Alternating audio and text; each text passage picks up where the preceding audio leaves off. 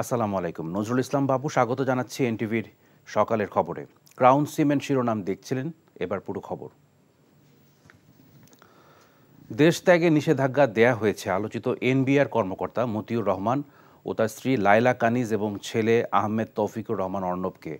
মতিউরের বিরুদ্ধে গণমাধ্যমে প্রকাশিত দুর্নীতির খবর অনুসন্ধানের স্বার্থে এই নিষেধাজ্ঞা দেয় আদালত। আর এই নির্দেশনা মেনেই পরবর্তী ব্যবস্থা নেওয়া হবে বলে সোমবার পৃথক এক অনুষ্ঠানে জানান পুলিশের আইজি।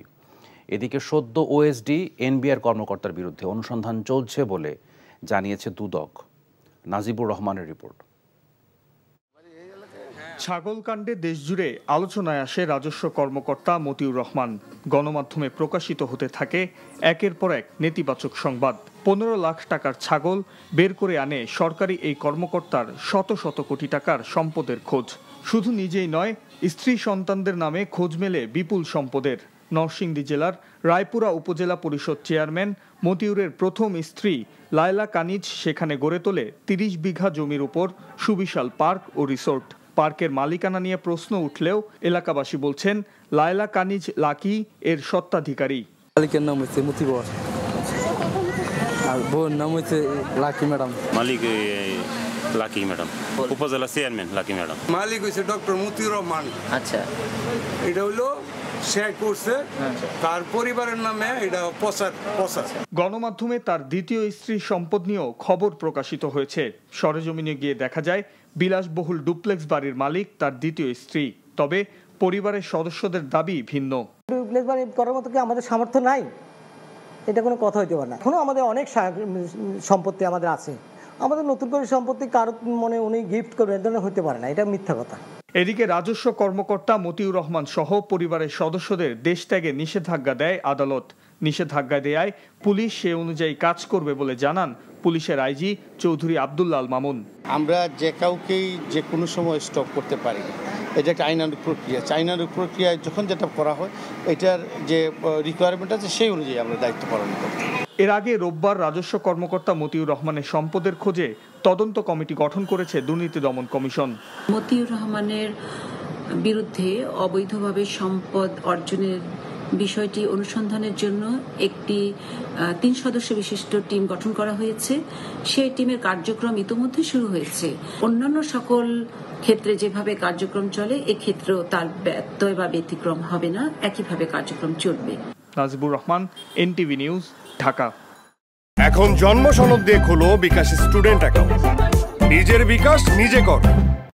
সমালোচনায় ভীত না হয়ে আত্মমর্যাদা ও আত্মবিশ্বাস নিয়ে দেশের কল্যাণে সবাইকে কাজ করার আহ্বান জানিয়েছেন প্রধানমন্ত্রী শেখ হাসিনা। রাজধানীর ওসমানী স্মৃতি মিলনায়তনে সোমবার শিক্ষা মন্ত্রণালয় আয়োজিত মাধ্যমিক থেকে স্নাতক ও সমমান পর্যায়ের অসচ্ছল মেধাবী শিক্ষার্থীদের উপবৃত্তি ও টিউশন ফি বিতরণ কার্যক্রম উদ্বোধন এবং বঙ্গবন্ধু সৃজনশীল মেধা অন্বেষণ ও বঙ্গবন্ধু শেখ মুজিব স্কলার অ্যাওয়ার্ড প্রদান অনুষ্ঠানে তিনি কথা বলেন। ফাহাদ মোহাম্মদের রিপোর্ট। প্রধানমন্ত্রীর বিশেষ উদ্যোগের একটি শিক্ষা সহায়তা প্রদান কর্মসূচি। প্রতি বছর যে কর্মসূচির আওতায় প্রায় 60 লাখ অসচ্ছল মেধাবী শিক্ষার্থীদের শিক্ষা জীবন নিশ্চিতে প্রদান করা হয় আর্থিক সহযোগিতা।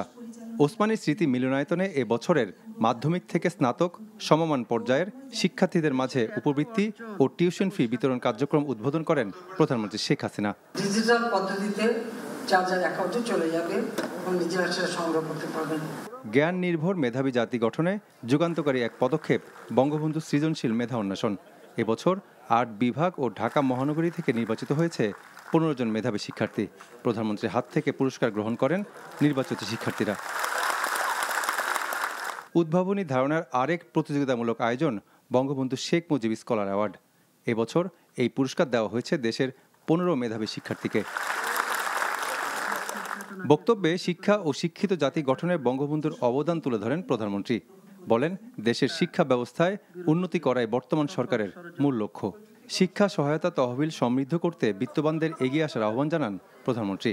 যারা দরিদ্র মেধাবী ছাত্রী তাদের শিক্ষা সহায়তা, গবেষণা সহায়তা, উচ্চ শিক্ষা সেই ব্যবস্থাটা করার জন্যই প্রথমে আমরা এই শিক্ষা সহায়তা ট্রাস্ট গঠন করি এবং 1000 কোটি টাকার একটা ফান্ড তৈরি করে দিই। বিত্তবানরা যদি এই ট্রাস্ট ফান্ডে অনুদান দেয়, অনেকে দিয়েছে এর মধ্যে, কিন্তু আরো যদি দেয় তাহলে আমি মনে করি যে আরো বেশি আমরা ব্যবহার করতে পারবো এই ফান্ডটা।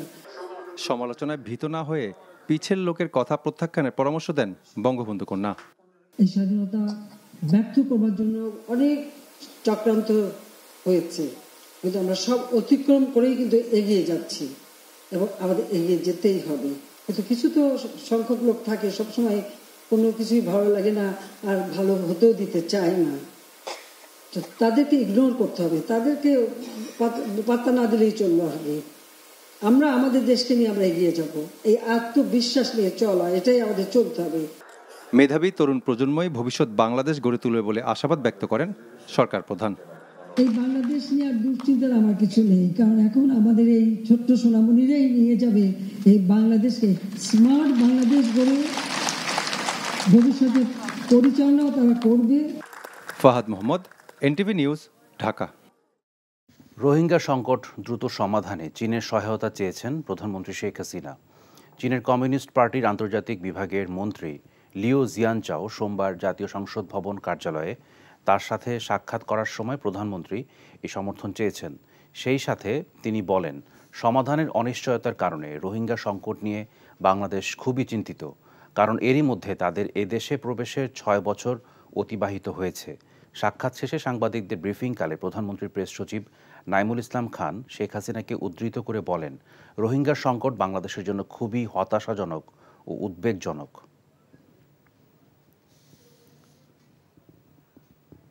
এখন জন্ম সনদ দিয়ে খোলো বিকাশ স্টুডেন্ট অ্যাকাউন্ট।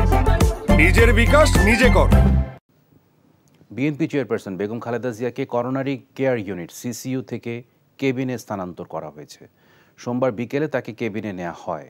বেগম জিয়ার ব্যক্তিগত চিকিৎসক অধ্যাপক ডাক্তার AZM জাহিদ হোসেন জানিয়েছেন, হৃদযন্ত্রে পেসমেকার বসানোর পর সার্বক্ষণিক চিকিৎসকদের পর্যবেক্ষণে রয়েছেন তিনি।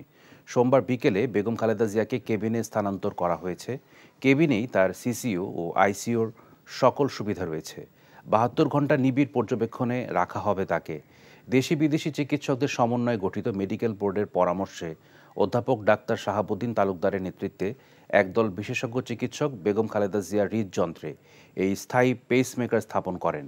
এর আগে শুক্রবার গভীর রাতে অসুস্থ হয়ে পড়লে হাসপাতালে নেওয়া হয় বেগম জিয়াকে।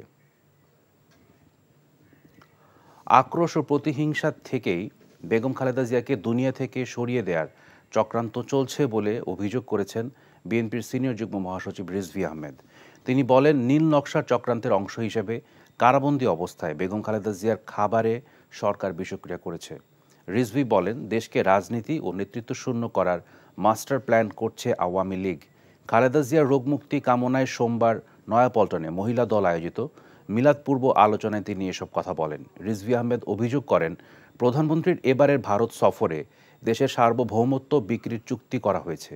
এছাড়া পুলিশ অ্যাসোসিয়েশনের বিবৃতিকে সংবাদ মাধ্যমের স্বাধীনতার জন্য হুমকি বলেও মন্তব্য করেন রিজভী।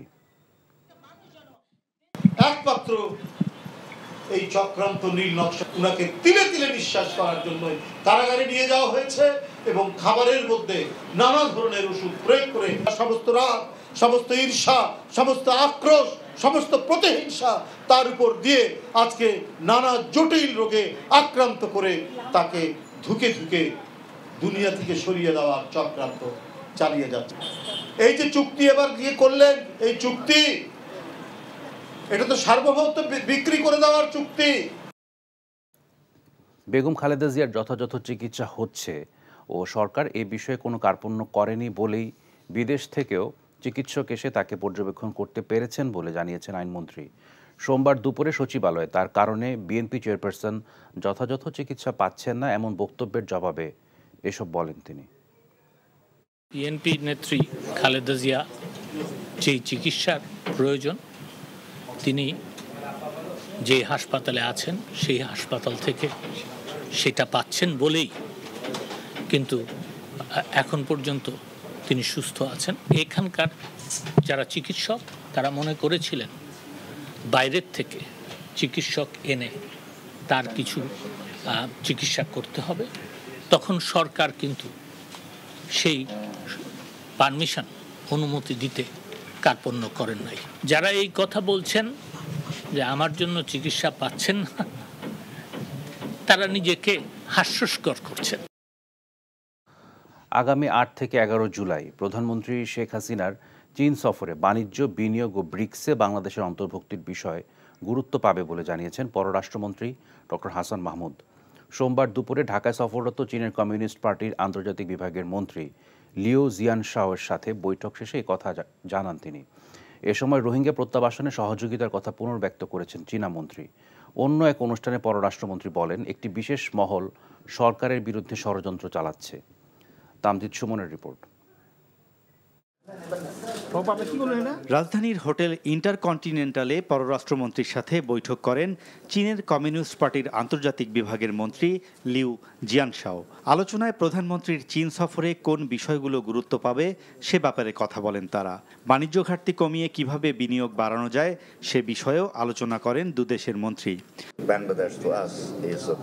প্রধানমন্ত্রী শেখ হাসিনার চীন সফর দুই দেশের সম্পর্ককে আরও দৃঢ় করবে। তার এই সফরকালে ঢাকা বেইজিংয়ের মধ্যে কয়েকটি চুক্তি সই হতে পারে, যার প্রস্তুতি চলছে। স্মার্ট বাংলাদেশ বিনির্মাণে পাশে থাকবে চীন।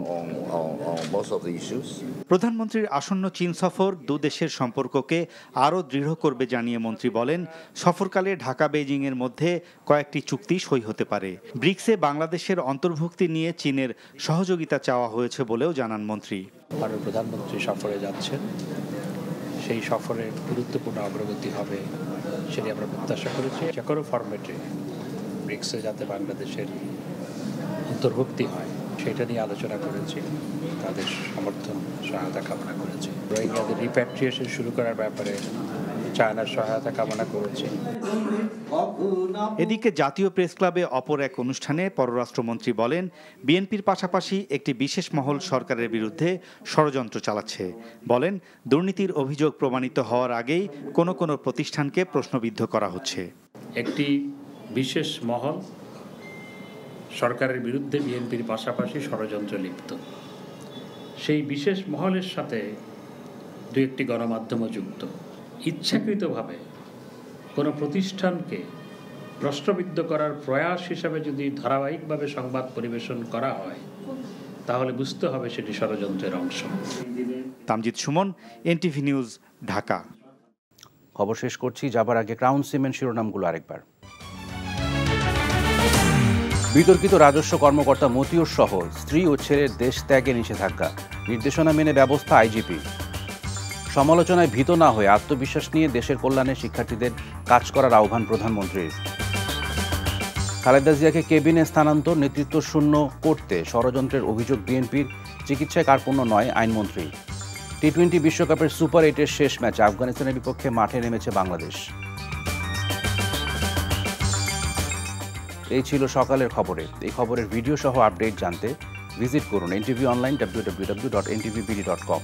এছাড়াও এনটিভির জনপ্রিয় সব অনুষ্ঠান ও খবরের আপডেট জানতে ভিজিট করুন আমাদের ইউটিউব ও ভেরিফাইড ফেসবুক পেজ। ধন্যবাদ সবাইকে।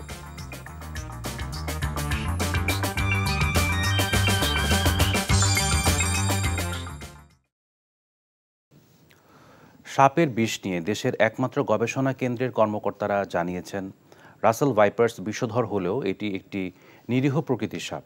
এদের আঘাত না করলে তারা মানুষকে কামড়ায় না।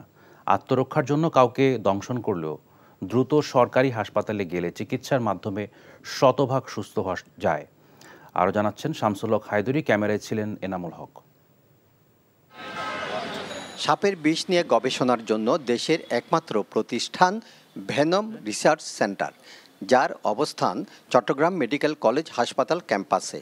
এখানে পদ্মগোকরা, কালকেউটে, শঙ্খিনীর মতো কয়েকশো বিষধর সাপের পাশাপাশি আছে বেশ কিছু রাসেল ভাইপার্স। নিয়মিত খাবার দাবার সহ অতি যত্নে এসব সাপ লালন পালনের কারণ জানিয়েছেন কেন্দ্রটির এই গবেষণা সহকারী। এদের কাছ থেকে প্রতি মাসে একবার করে বিষ সংগ্রহ করা হয় এবং সেই বিষগুলোকে হচ্ছে যে বৈজ্ঞানিক গবেষণার মাধ্যমে কোন ধরনের সাপে, কোন এলাকার সাপে কী ধরনের বিষগুলো আছে সেগুলো দেখা হচ্ছে এবং যা পরবর্তীতে হচ্ছে আমাদের অ্যান্টিভেনম তৈরি করার জন্য এইটা সাহায্য করবে। বাংলাদেশে প্রায় 110 প্রজাতির সাপ আছে। এদের মধ্যে 20 প্রজাতির সাপ বিষধর, আর এই 20 প্রজাতির একটি হলো রাসেল ভাইপার্স। এই ধরনের কোনো সাপই মানুষকে নিজ থেকে আক্রমণ করে না উল্লেখ করে রাসেল ভাইপার্স এক্ষেত্রে আরও বেশি অলস বলে জানান এই সর্প গবেষক। সাপ কিন্তু মানুষকে খুব ভয় পায়। রাসেল ভাইপার তো আরও অলস প্রকৃতির একটা সাপ। সে দিনের বেলা দেখা যায় বিভিন্ন জায়গায় একটা জায়গায় কুণ্ডলি পেকে একটা ছোট ইয়াতে বসে থাকে। সাপ মূলত ও খাবারের সন্ধানেই মূলত মুভ করে, এছাড়া মুভি করতে চায় না এই রাসেল ভাইপার। তো মানুষকে ধেয়ে এসে কামড়ানোর তো কোনো প্রশ্নই নেই। চিকিৎসকরা জানিয়েছেন রাসেল ভাইপার্স সহ যে কোনো ধরনের সাপে কামড়ানো রোগীর জন্য দেশের সব সরকারি হাসপাতালে চিকিৎসক সহ প্রয়োজনীয় প্রতিষেধক রয়েছে। এই ক্ষেত্রে আক্রান্ত রোগীকে দ্রুত নিকটবর্তী সরকারি হাসপাতালে যাওয়ার পরামর্শ চিকিৎসকদের। আমাদের চিকিৎসার জন্য যথাযথ প্রস্তুতি আছে।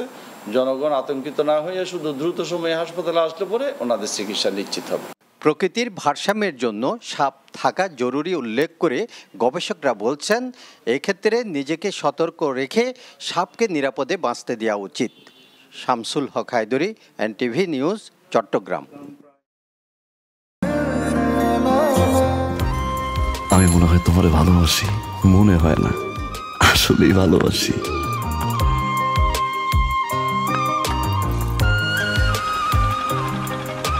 আপনি যে আমাকে ভালোবাসেন আমি টের পাই।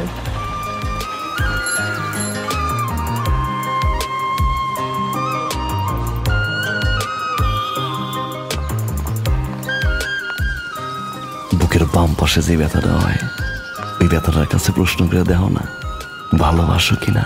টাকা 10 টাকা 10 টাকা ঘুরাইয়া দেখেন ভাগ্যের চাকা। Lottery lottery lottery.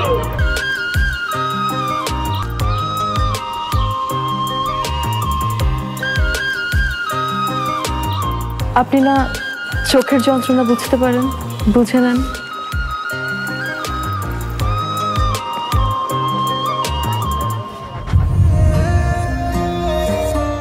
কিন্তু পুরো জগৎ মিথ্যা বলতে পারে, মানুষের চোখ কিন্তু কখনো মিথ্যা বলে না। তোমার ওই চোখ বলে তুমি আমারে ভালোবাসো। আপনি কি আমারে দেখছেন? এখন জন্ম সনদ দিয়ে খোলো বিকাশ স্টুডেন্ট অ্যাকাউন্ট। নিজের বিকাশ নিজে কর।